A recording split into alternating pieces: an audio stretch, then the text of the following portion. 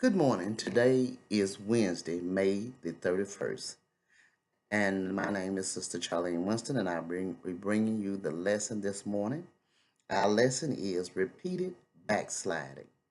Repeated backsliding. And our lesson is coming from Judges, the second chapter, the 16th verse through the 23rd. And the scripture lesson text reads, Nevertheless, the Lord raised up judges who delivered them out of the hand of those who plundered them. Yet they would not listen to their judges, but they played the harlot with other gods and bowed down to them. They turned quickly from the way in which their fathers walked in obeying the commandments of the Lord. They did not do so. And when the Lord raised up judges for them, the Lord was with the judge and delivered them out of the hand of their enemies all the days of the judge. For the Lord was moved to pity by their groaning because of those who oppressed them and harassed them. And it came to pass, when the judge was dead, that they reverted and behaved more corruptly than their fathers, by following other gods to serve them and bow down to them. They did not cease from their doings, nor from their stubborn way. Then the anger of the Lord was hot against Israel, and he said, Because this nation has transgressed my covenant which I commanded their fathers, and which I commanded their fathers, and has not heeded my voice, I also will no longer drive out before them any of the nations which Joshua left when he died, so that through them I may test Israel, whether they will keep the ways of the Lord, to walk in them as their fathers kept them, or not. Therefore the Lord left those nations without driving them out immediately, nor did he deliver them into the hand of Joshua. Amen. This lesson is a powerful lesson.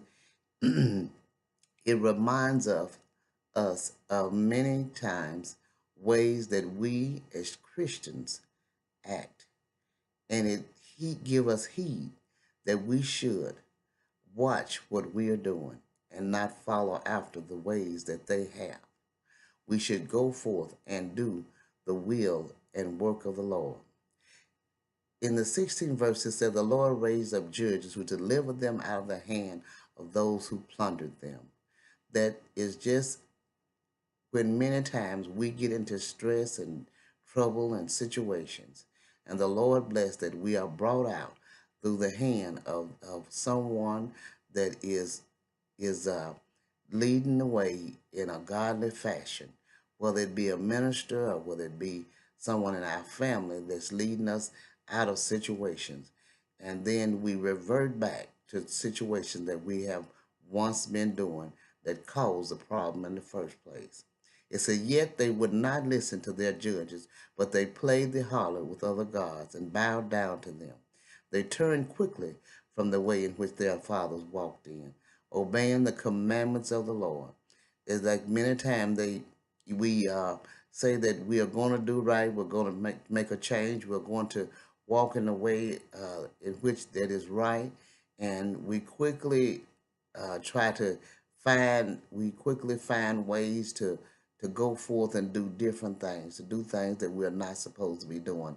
And we end up back in the same situation over and over again.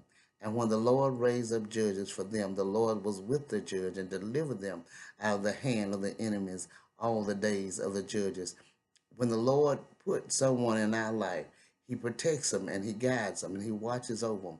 As long as they are doing what the will of the Lord, they are protected and watched over. But because you do not change, then you end up back in the situation that you was in.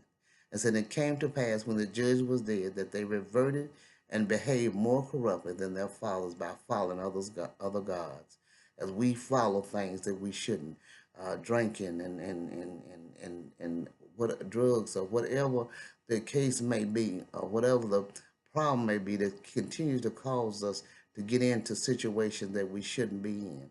It said the anger of the Lord can kindle up, as it did with the Israelites. We have to be careful and watch what we are doing. He said he left other the nations there. He did not drive them all out immediately. Number one, because they did not, the first fathers did not do what they were told to do, and they were disobedient. They didn't destroy all the idols that was there like they were told to, and drive the people out.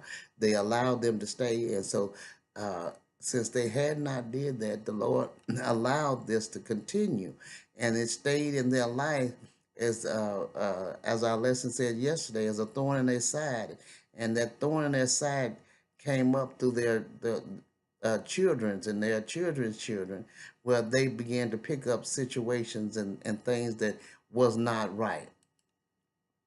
I'm gonna read you a short passage from the Matthew Henry Concise Commentary. It said, "The Lord was with the judges when He raised them up, and so they became saviors in the days of the greatest uh, distress of the church. There shall be some whom God will find or make fit to help it. The Israelites were not thoroughly reformed, so mad were they upon their idols, and so obstinately bent to backslide.